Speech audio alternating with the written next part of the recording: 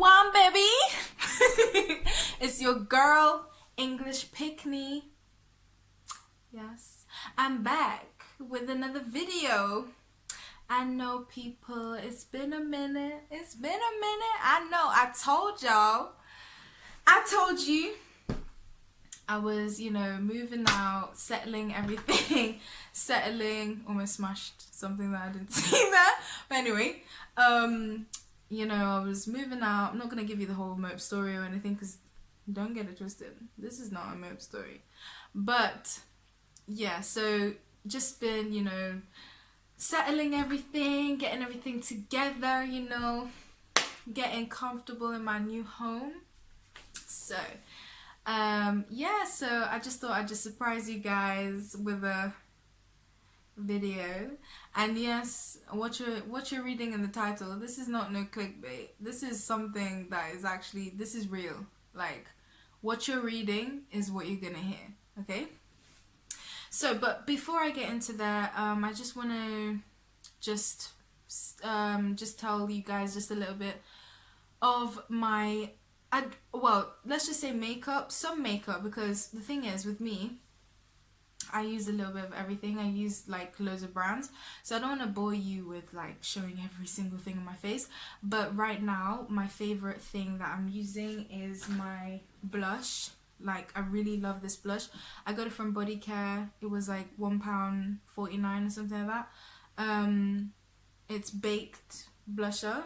It's to die for. Like, this shit, I never leave the house without this shit on.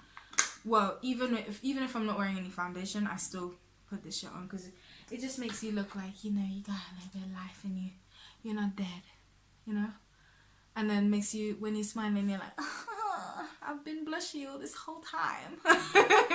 I'm just joking, but yeah, anyway, so that's just what I use. I love it, gives you that oomph. And the lip gloss that I'm wearing, this lip gloss is so interesting. I just wanted to try it just to see, because I always see it in those, because I got this from, what's it, it's really hard to explain because I got it from a black owned shop, but the thing is, the shop's like name of it is all faded because it's been there for a while. They should change that. But anyway, so I'll remember the name. I can't remember it now, but I will remember it. I put it in the description. But basically they always have these lip glosses in the front, so I was just like, okay, you know what, let me try it. Me and my sister and my best friend were out shopping. We were like, let's try this, and it's actually amazing. The one that I have, I bought the clear one and I bought a bubblegum one, but right now on my lips is the bubblegum version. It is spectacular. This shit lasts the whole day. Like, when I tell you it lasts the whole day, like literally, the stickiness, like you can still feel it, but then you would be shocked. You'd be like, it's sticky, but then when you look in the mirror, it's seriously still shiny. So I would recommend this if you're looking for a lip gloss that's like giving you always the wet look and you want that. This one, I'm just gonna put a little bit on because it is so, look, you can even see that, see see that? Yes. Anyway, so we've got the lip gloss, and if you want to know where my lashes are from schlick.co.uk. This is also going to be in my description. These ones that I'm wearing, they're called Crown lashes. They're really nice, just giving you that little fluttery look, like like a butterfly. I like this look because it's kind of cute, because like with a ponytail, I feel like when you have a ponytail, your eyes would stand out a little bit more. So these lashes are really nice. I've got in the second packet that I haven't opened here, that because I opened my other packet, so this one is my unused packet, but this is what it looks like. As you can see, it's called, Thick Eyelash Glam Volume. It's got length, everything. You can find this on the website. Yeah, so nice, lovely things, Anyway, so let's get into it, okay? Let me grab my glass of wine because I'm gonna need a sip before. I get into it. So let's start with the location. So basically, I was definitely not in the UK. Like, so if you thought to yourself, oh my god, how did she happen? No, this didn't happen in the UK or anything like that. Okay, so my second home is Kenya. I go there quite a lot. I've got family, half my family are Kenyan, so I go back there a lot to visit family, stuff like that. So at the time, my auntie, she was having a wedding, and it was vital that we need to be there, you know, because it's nice to have your family members there and everything like that. So she really wanted us to come, so we decided, you know what, let's go, we need to go. So we went there, and whilst we were there, obviously we wanted to come up with loads of activities at the same time. So when we go to Kenya, we do a lot of things. We go on the safari, you know, we go swimming, we go to the club. Like, literally, we have to plan all these things because Nairobi is so big and so busy. Like, if you do not plan, like, honestly, you're gonna enjoy doing that same thing, that you're gonna keep doing it over and over and over again. So you need to plan, so at least like you have options for different things you want to try out.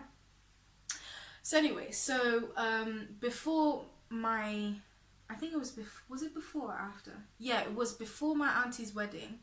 We went up to my parents' land, and we were just chilling, you know, spending time with the farm, because they have a farm and stuff like that. Spending time with the farm and spending time with the farm animals. Does that make sense? You know what I mean? I mean, like, you know, just seeing the animals, you know, you know what I mean. Anyway, so we have a neighbor who they've become quite close to us. They are really, really lovely people. For people that wanted to explore, they have, well, our neighbor, he has our main neighbor, he has two sons, and the eldest son is about my age, and the other one is about my brother's age, about 18, 19, whatever. So they were also like really open to like showing us here, showing us there, you know, like getting to know the area and doing so many things. Like, they're really, really lovely people. So their son actually told us that he did a dirt course racing thing, like he's actually experienced in dirt racing, but with cars, if that makes sense. So anyway, so my brother, he was like, okay, you know what, let's go and hang out for the day with them. So I was like, okay, yeah, why not? Like, I'm just chilling. I just had my hair did, you know, braids and that. But it was going good, you know. So I was like, yeah, let's just hop on it. Let's get on it. When I tell you, this guy said that he was a dirt race. Well, when he told me that this guy was a dirt racing racer, I was thinking to myself, oh yeah, he has experience driving on like sand and stuff, or like turning corners. Oh my god. So he pulls up in our yard with a Jeep, and he's like, come on in, you know, we're gonna go for a drive. So I'm like, yeah, I'm ready. So it was me, my brothers, my other family friend, him, the two neighbors, and yeah, that was us in the car. So first of all, because in Jeeps they have like the roof, you can open the roof, you can sit in the back of it, and it's open and everything like that. So my brothers jumped in the trunk, like the back part, and I was in the middle, and I was just thinking to myself, what is going on? But anyway, I was excited, I was buzzing, I was like, yeah, let's do this. From zero, literally, this thing went from 0 to 100. This guy literally went 70 miles per hour. Like, literally, he went from 0 to 70 miles per hour on that shit. We were literally zooming. I started screaming. I was like, what the fuck? I was like, ah!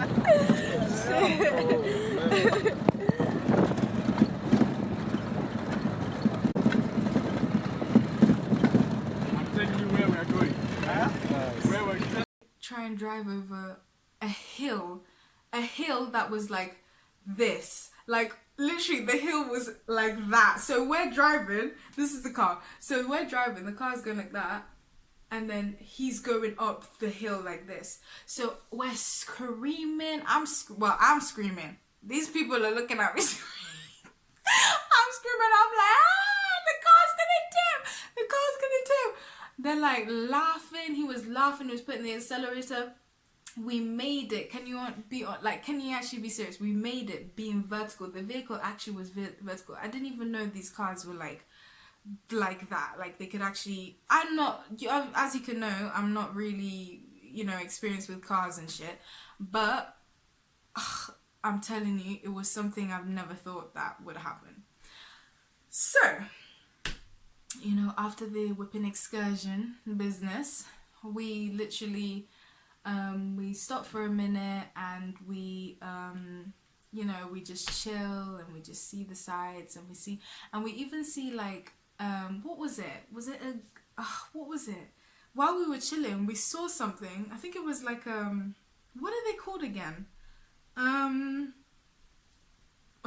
What was it?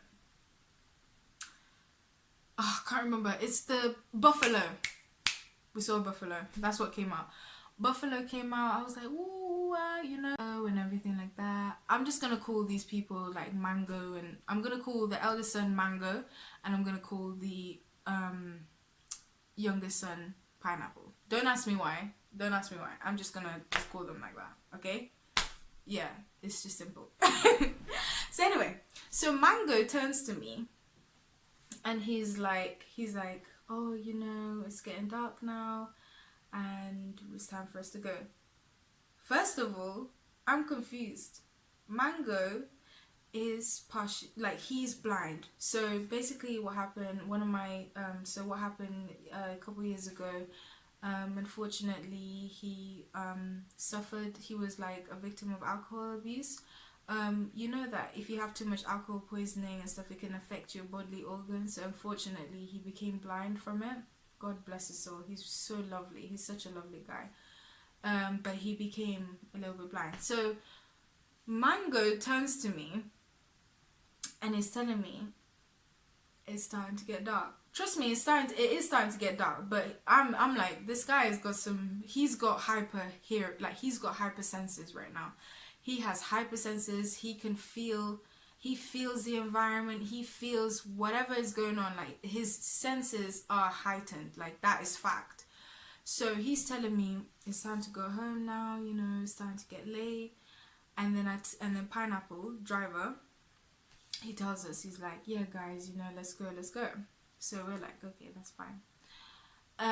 So we drive back. Everything's fine. We drive back. We get to my house, and we just pop bottles. We're popping bottles. We're drinking. We're smoking. We're getting high. Like, just litty stuff. Like, stuff that you do on holiday. Just relax yourself. Stuff like that. So Pineapple turns to me and my brothers, and he's like, what did he say? He said to us, oh, I need to go down to the stage, which is the bus station, like the bus stop down the house or whatever. And he was like, I need to go down there so that I could pick something up. You need to pick something up. So I was like, okay, yeah, that's fine.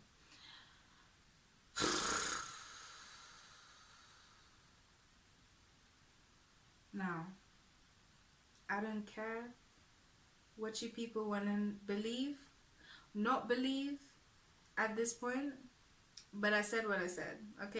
It's about, let's just say, an hour. So it's about an hour. And Mango turns to me, and he's like, Abby, let's, no, he said, Abby, can you assist me down to the, I can't remember what he said, but he definitely said something, can you assist me? I was tipsy as hell. All I remember is this main part. Like, I'm struggling. I had to dig inside my brain to remember the entire scenario that happened that day. Like, honestly, the way I was so wasted that night. But anyway, so he turns to me. I remember he turns to me. He said, "Can you assist me?" And I said, "Of course." I was like, "Of course, of course, of course, Mango. Let's go." So he holds on to me. We're walking down to my gate. So it's pitch dark. There are no street lamps. Let me tell you. So going towards my parents' gate, they hadn't had any like lights or anything like that yet, so it's pitch dark. And my family live on the oh yeah, I forgot to even say, my family, they live on a wild reserve. Like, they live on the wildlife reserve. The house is on the wildlife reserve. So in the morning, sometimes when we go out, we can see zebras and all that stuff. They come out in the morning. They're really shy, quiet creatures, but you see them, you look outside the veranda, and they're literally, there's hundreds of them, like flocks of them, and then they just disappear. Like, this is like at 5 a.m. and then you come out, give it an hour, they're gone, like they never existed. But they're literally like, we're on the land that these wildlife, this is their habitat, like they're normal, everything is normal, they're protected. So you know everything is fine and everything. So back to the story. So it's pitch black. I'm just doing my thing. I'm not thinking too much. I'm just like, I'm here with Mango. I'm gonna take him down. We're gonna wait for my brothers to come back, go to the stage. For some strange reason, he wanted to come out earlier, maybe so that he could feel prepared. I'm not sure. But, anyway, so we're walking down. It's pitch black. It's pitch black, people. I can't see anything at this point. Mango, he's blind. So he's not seeing anything. He's just feeling. He's holding on to me. I'm meant to be eyes or lies right now, but me, I'm not seeing. So basically we're two of us. We're out of eyesight, like both of us. So walking down. Next thing, go through the gate, open the gate, and then I'm like feeling my way to the road. He turns to me and he's like, "Abby, whatever you do, don't be scared." He was like, "Whatever you do not scream." I looked at him. First of all, I was thinking to myself, what, was there some hole? Like, literally, I don't know why my mind went there. I don't know why my mind went there. Like, for some strange reason, I'm shit scared of falling down a hole. Like, even when I walk, sometimes I'm looking at the ground when I'm walking, because sometimes I'm so scared, because the way that I trip up sometimes is ridiculous. I'm always thinking to myself, one day I'm just gonna walk over a drain and fall down a manhole. I have no idea why I think like this, but it's crazy. Things do happen like that. So I said to myself, I was like, okay, what does this guy mean? And then I was literally like, okay, like I can't even see anything, I can't even hear anything. I was like, okay, what is it? At first I was just confused. At first I was thinking to myself, I was like, what does this guy mean? What is it? I didn't have any idea. So I was like, oh, what is that?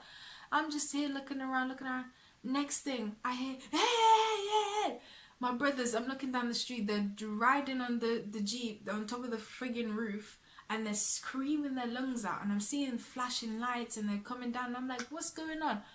Oh my God. When I saw the light shine in front of me, I'm telling you, I've never seen, like, I was shook. Like, when I saw it, I was thinking to myself, this is not real. Like, I almost shat myself that day. Like, I felt my legs turn into jelly. There was a huge spotted, like, huge ass spotted wolf type of thing. This is how, not even, my brain wasn't even thinking to myself, shit, this is a hyena. This is like a spotted wolf sort of shit in my head. And the teeth on that shit was sharp and long, and it was looking at me in my eyeball.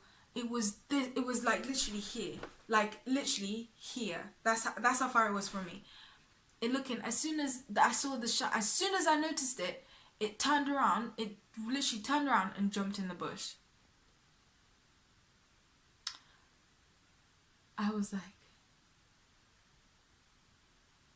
what the fuck just happened?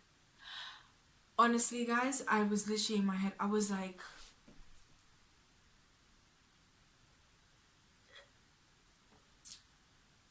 I almost died. I almost died. And I literally turned to Mango and I was like, how did you know? How did you know? He didn't answer me. He didn't answer me. I was like, and then my brothers were like, oh my god, if it wasn't for us, if we didn't scream and if we didn't thingy, you guys would have been thingy me. I was like, the fact that it turned and jumped and it was literally, it was creeping on us. It was a hyena, right? And the hyena had smelt us or something, so it was creeping on us to attack us in the dark. It was actually creeping on us because we were not sense of it. The minute that I saw it, it turned around and jumped in the bush. Because I don't know if you guys watch your documentaries or whatever, but hyenas, they don't attack prey that gets scared, if that makes sense. They don't attack prey that gets scared. So I'm telling you, I was shit scared. I was like, oh my god, I would have been mincemeat. I would have been eaten.